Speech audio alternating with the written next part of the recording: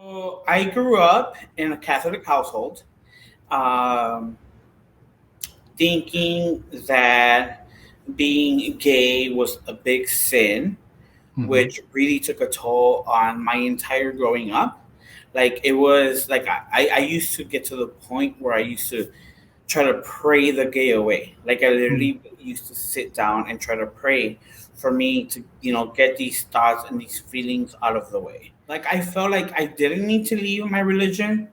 It Mm-hmm. just I needed to step away from certain views Right. because like I said, I became more educated and I realized like I don't have to leave my religion. It's Mm-hmm. just I don't have to follow it 100%. Nobody does. Right. And it took years of me years for me to realize that it was okay for me to go ahead and study other religions. Mm-hmm. Even though I grew up Mexican, I still grew up in a very Puerto Rican dominant neighborhood. So I still had a lot of Puerto Rican friends. And then as I grew up, I found out about a specific religion that I mentioned in the Mm-hmm. bio, which is Santeria, which for us as Catholics, Santeria is viewed as something negative. Mm. It's viewed as something like scary and witchcraft ish, Gotcha. which, it made me grow up being scared of it. It Mm-hmm. wasn't until I got older that I found out there's nothing wrong with it. I started researching it. Some of my close friends were part of it. They were practicing it. Then, little by little, I learned more and more about it, and I learned to respect it, and I Mm-hmm. learned to love it. But I also learned that just because you're in this specific Santeria religion doesn't drive away from whatever religion you came from, because Mm-hmm. Santeria accepts Catholics, Christians, from Muslims, Judaism, from any religion. Mm-hmm. Drag came into my life 3 years after I graduated from high school, where there was some contest. I joined it, I won, Mm-hmm. and then I started performing little by little. But um, it started because I used to be shy, believe it or not. But it wasn't until I, became a performer in high school, then outside of high school, where I learned that I have a voice as a Mm. drag performer. Like being a drag performer, whether you're trans, drag king, drag queen, trans performer, doesn't matter. A performer in the drag world is a very big impact in our LGBTQ community. Mm. Well, actually started, I was part of ballroom before I became a drag queen. Okay. So I became part of the House of Ninja before I even started doing drag. Mm-hmm. A lot of my close friends started becoming part of the ballroom scene here in Chicago, which Mm-hmm. I knew nothing about. And those close friends were part of the Latinx community.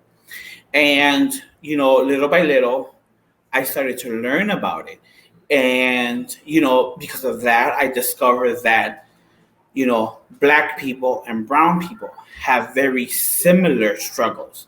We may not be going through the same struggles, but we are going through similar struggles because of ballroom, Mm-hmm. because of drag.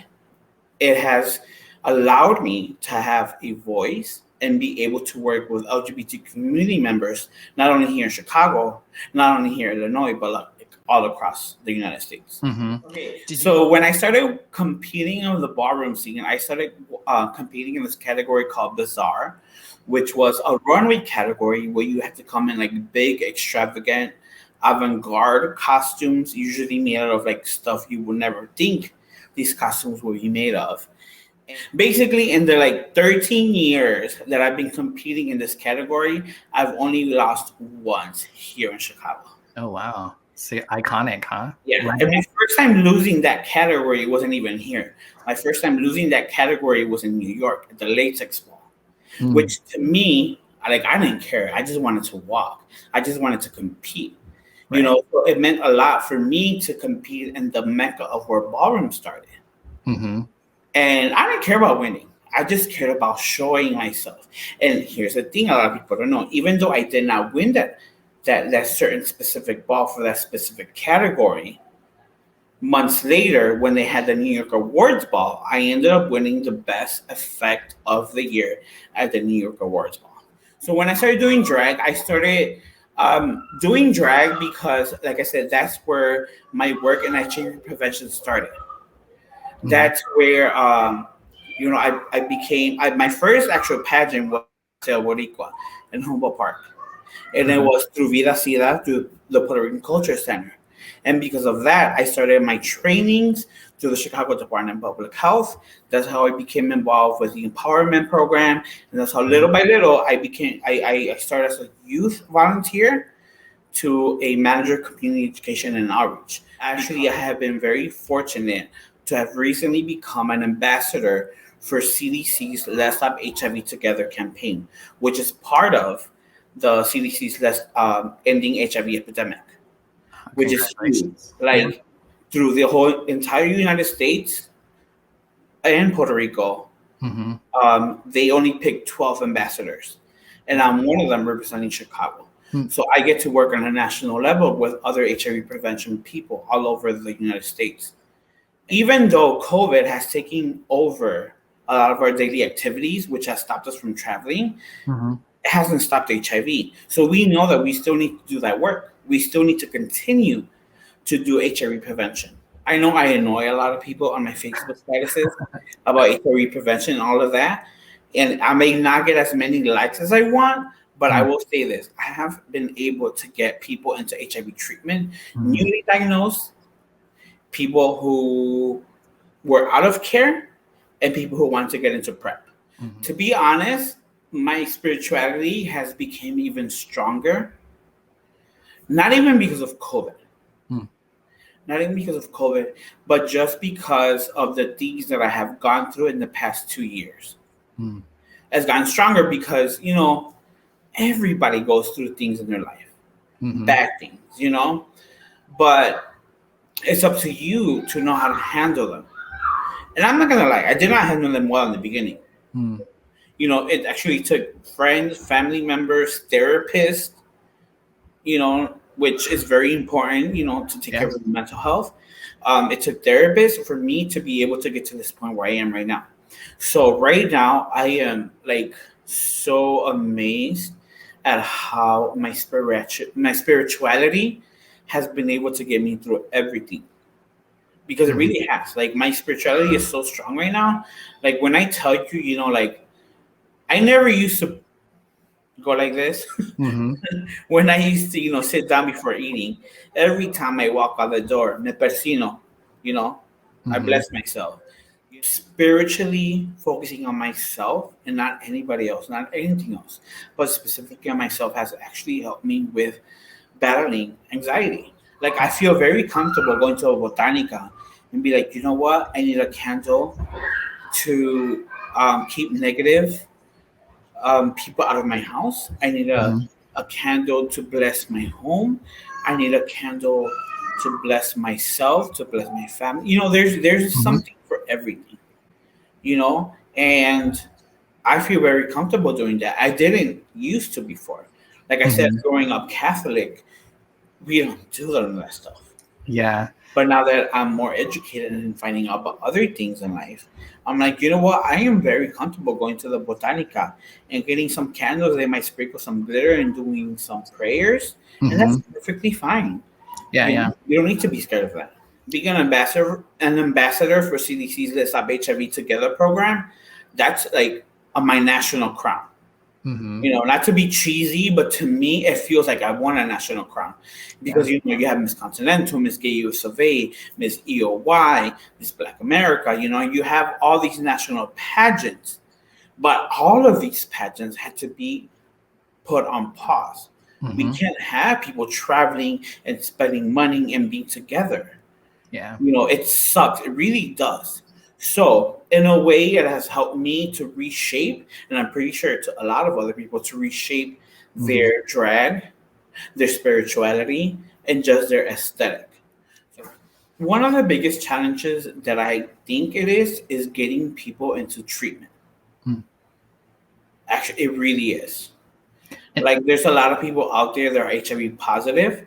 They got diagnosed, but they never got into treatment. And why is that? Do you know? Because of the stigma behind it. Mm. Not only in your LGBTQ community, but here we go with culture and religion. Mm-hmm. All of that comes in hand when it comes to HIV prevention work and HIV treatment. Like, it's so unfortunate that we have so many people out there out of care. A lot of these people that come to me and be like, I'm HIV positive, I don't know where to go, I'm undocumented. Mm-hmm.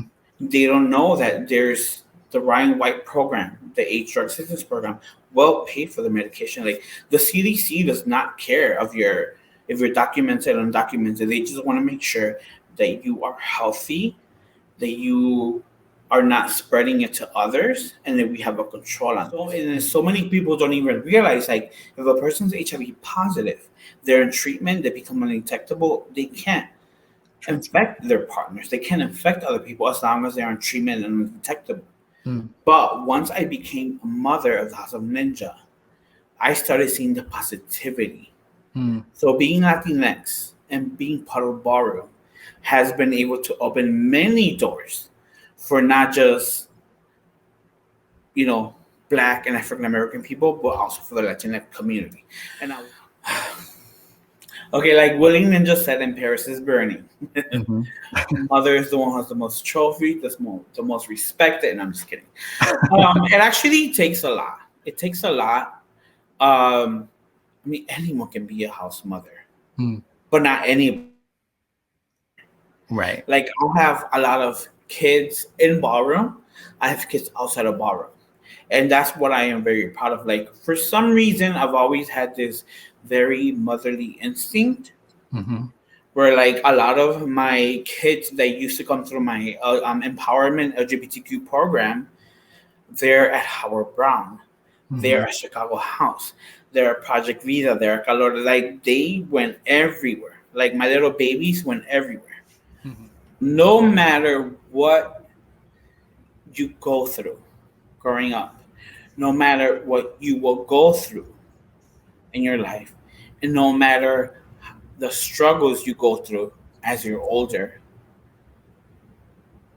you will always get through it. It is not going to be easy. It is not. All of us have to struggle through a lot of things. For some of us, it might be easier. For some of us, it may not. But you have to understand that we have to go through the bad in order to get through the good. And I'm speaking from experience, because I have been in very dark places where I have not been mentally myself, where I am now thankful that I went through those things, because otherwise I would not have been here.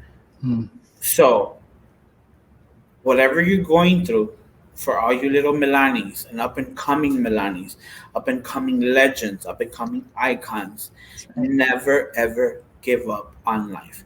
It's okay to take breaks. I will say that. It's very important to take breaks. You owe it to yourself, but never, ever give up. For Milani, I still plan on winning Miss Continental Plus.